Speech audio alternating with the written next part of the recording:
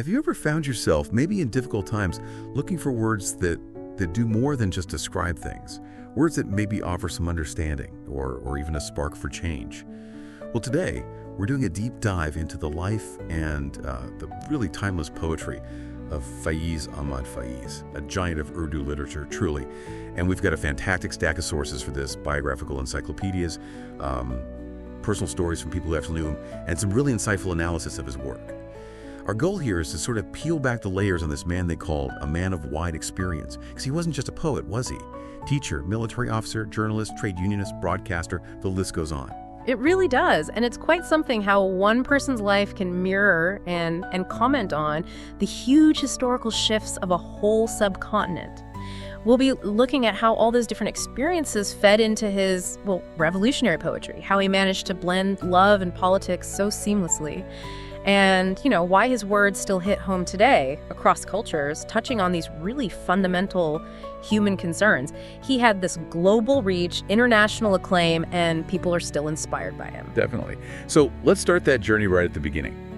Faiz Ahmad Faiz, born 1911, Calicut, Punjab, which was then British India. He came from an academic Punjabi family.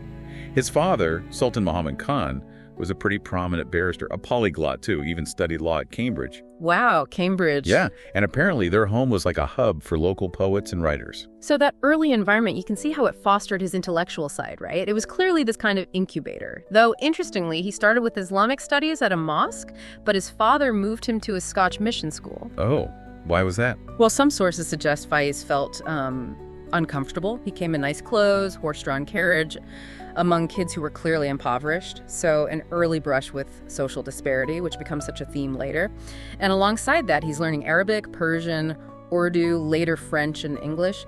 It's a unique mix. He even said later he regretted not memorizing more of the Quran. That is a unique foundation. Mm-hmm. Then Government College, Lahore. Big influences there, like Professor Mir Hassan, who also taught Allama Iqbal, another giant, and Pitras Bukhari. But a really key moment, it seems, was meeting M.N. Roy and Muzaffar Ahmed in college. They nudged him towards the Communist Party. Mm-hmm. And you have to ask, how did this blend the academic brilliance, Islamic studies, Western lit, then Marxism? How did that start shaping his poetic voice? His grandson mentioned Faiz ideologically leaned towards a kind of Islamic socialism. That really shows his syncretic thinking, pulling different threads together. And his first published work, Nashi Faryadi, that came out in 1941. Okay, let's pivot a bit to his personal life, because there's this moment that seems to have completely reshaped his poetry. Apparently, he believed first love was the only real love. Anything after was just hierophant trickery, basically. Yeah, a bit fatalistic, maybe. But what's fascinating is how this personal heartbreak became a catalyst, not just artistically, but politically, too. It was this one-sided first love, an Afghan girl in Silkut, when he was about 17 or 18. Apparently, he was too shy to ever say anything, and it left him really down, deeply despondent, when he was later at MAO College in Amritsar. So, in that state of sadness, something happens. Something quite remarkable. This Marxist couple, M. Sahibzada Mahmudul Zafar and Dr. Rashid Jahan, they noticed him struggling, and Dr. Jahan gave him a book. Not poetry, though. What was it? The Communist Manifesto. Wow. Okay, that's intervention. Absolutely a turning point. Reading Marx and Engels, it just fundamentally shifted his worldview. He went from being this poet of personal longing to becoming a voice for the poor, the oppressed, the masses. And you see it crystallized in that famous poem, Mujh se pehli si mohabbat mere mein bhuma na mang.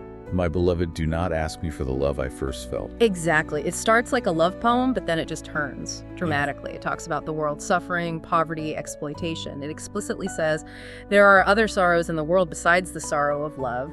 His idea of love just expanded, beyond the personal to the collective. That makes perfect sense. Like one source said, he infused socioeconomic issues into the traditional ghazal form, a fusion of love and revolution. Precisely. But his life wasn't just poetry, far from it. This man of wide experience description is spot on. His career path was incredibly varied. Oh, absolutely. So many different roles. 1935, he's lecturing in English and British Lit at Mohammedan Anglo-Oriental College in Aligarh.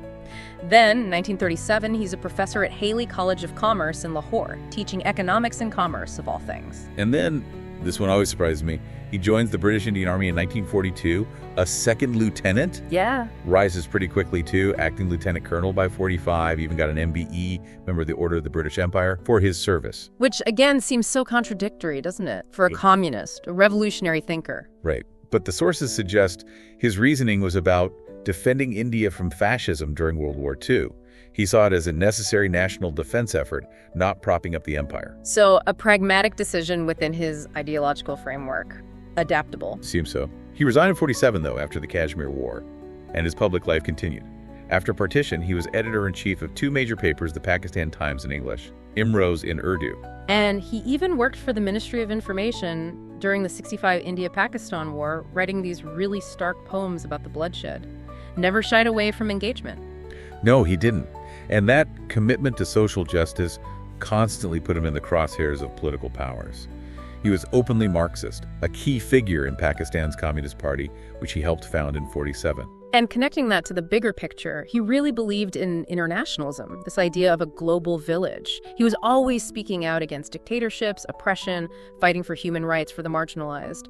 But inevitably, those strong stances came with serious consequences, a heavy personal price. Definitely. Like in 1951, arrested, imprisoned, accused of being part of the Rawalpindi conspiracy. Which was this alleged plot to overthrow the government, replace it with a left-wing pro-Soviet one. He spent 4 years in jail for that. Yeah. Montgomery Central Jail was one of them. His lawyer, interestingly, was Hussein Suravardi, another socialist figure. But did he actually back the two? It's a bit unclear, isn't it? One source says he and others initially opposed the plan, that the meeting ended without agreement. Right. The details are murky, but the consequences weren't. Released in 55, but exiled to London. Comes back briefly in 58, detained again by President Mirza for his pro-communist views, then exiled again, Moscow this time, then back to London. It's relentless. It really is. He finally returns to Pakistan in 64, and surprisingly, maybe, serves as a culture advisor under Zulfikar Ali Bhutto's government in the early 70s. A brief period of being perhaps more accepted by the state. Seems like it. But then General Zia-ul-Haq overthrows Bhutto in 77. Faiz is monitored again. And after Bhutto's execution, he goes into self-exile in Beirut in 79. Beirut, yeah, where he edited the magazine Lotus, met figures like Edward Said, Yasser Arafat, still deeply involved internationally. But he came back in 82, ill health, the Lebanon War. It's just this constant cycle. Activism, prison, exile, return. And you absolutely see that cycle reflected in his later work. It just intensifies that revolutionary voice. Despite everything, he never seemed to compromise his core principles, just kept challenging power. And that time in prison, it wasn't just lost time, it actually forged some of his most powerful work, didn't it? It's incredible, really, the resilience. You hear stories from the Rawalpindi conspiracy case, often no pen, no paper, so he'd compose poems entirely in his head, memorize them, only write them down months later when he could. Wow. You see that in collections like Zindan Nama, the prison journal. It's right there, his thoughts, his experiences behind bars. Think about Bol ke lab azad hain ter. Yeah. Speak, your lips are free. You wrote that back in 41. But the imagery, the shackles, it became chillingly real for him later. Ominously prescient, yeah. And another one, Aj Bazaar Main, today in the marketplace. Apparently inspired when they took him to a doctor, handcuffed, in a horse carriage, but crowds gathered adoringly. Right, and the poem captures that defiance, walking in chains, but with dignity, with hope, calling others to action. Such a powerful image. And what's striking is how he does it. As you said, it's rarely just political sloganizing, is it? No, not at all. He uses such vivid imagery, personification trees, flowers, seasons become actors in the drama. That personal pain, the longing of prison, gets transformed into something universal. It really shows his belief that art that does not inspire people to take action is not great art. The personal and political are fused. So, pulling back a bit, these broader themes in his work, justice, revolution, the human condition, they really evolved, didn't they?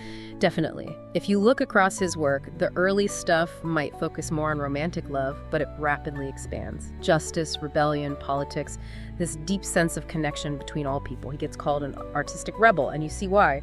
Always highlighting the plight of the oppressed, poverty, discrimination, political repression are constant themes. Leftist, anti-capitalist for sure. But there's always that undercurrent of hope, isn't there? Right. Even amidst the stark realism. Absolutely. It's a very characteristic balance. And technically, he did amazing things too. He took classical forms like the ghazal, that 14th century form with rhyming couplets and a refrain, and he blended it with modern free verse, the nazm. And he poured these contemporary socio-political themes into those older structures of love and separation. And that use of hum, the word for I or we in Hindi Urdu, that creates such a collective feeling, doesn't it? Blurring the lines between the personal, the romantic, and the revolutionary call. Exactly. It makes the reader or a listener part of the we. It's very powerful. Think about his most famous poem, perhaps, Subi Azadi, Dawn of Freedom, written right on India's Independence Day in 47. But it wasn't really a celebration, was it? Not at all. It's incredibly prophetic. It talks about this blemished light, this dawn that isn't the one they waited for. It speaks to the difficult journey ahead for both new nations. There's this longing for the true destination, the manzil, a goal still not reached. It's almost a challenge asking us to keep imagining and working towards that better future. And the world did recognize his stature. He got the Lenin Peace Prize, first Asian poet to do so. Sources differ slightly on the year, 62 or 63. Right, and the Lotus Prize for Literature, again, some date variation, 76 or 83. He was even nominated for the Nobel Prize posthumously just before he died in 84. And Pakistan honored him too, posthumously, with the Nishani-Imtiaz in 1990, though one source mentions the Satara-Imtiaz earlier in 79. They even declared 2011 the year of Faiz Ahmad Faiz in Pakistan. And his work just keeps finding new audiences, doesn't it? Translated widely, adapted into music like on Coke Studio Pakistan. It keeps his message alive. It really does. But beyond the prizes and the politics, what about Faiz the person? What glimpses do we get? Well, the accounts consistently paint this picture of someone remarkably gentle, calm, incredibly patient, even when facing, harsh criticism or difficult situations. People described him as someone who would listen very intently, only speak when really pressed, and often with this sort of characteristic nonchalance, a quiet strength. There's that great story from Javed Akhtar, the Indian writer. When Akhtar was young and struggling, he met Faiz at a mushara, a poetry gathering.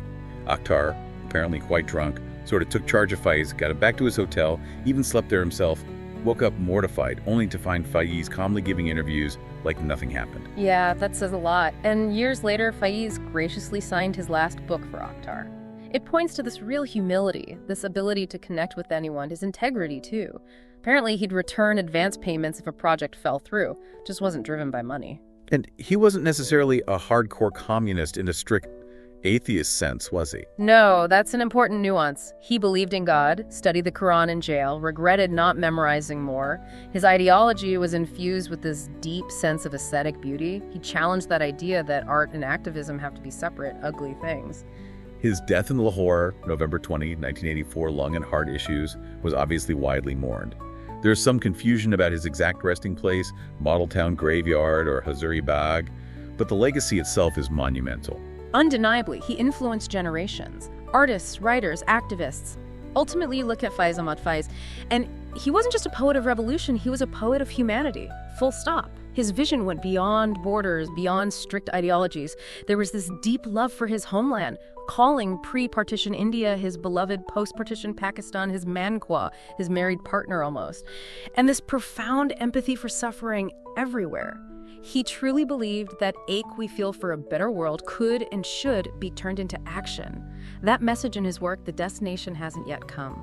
It feels like it's still speaking to us, telling us it's our job to envision it and build it. So as we wrap up this deep dive into Faiz Ahmad Faiz's incredible life and work, what we're left with is this picture of someone constantly evolving, personal, artistically responding to the world.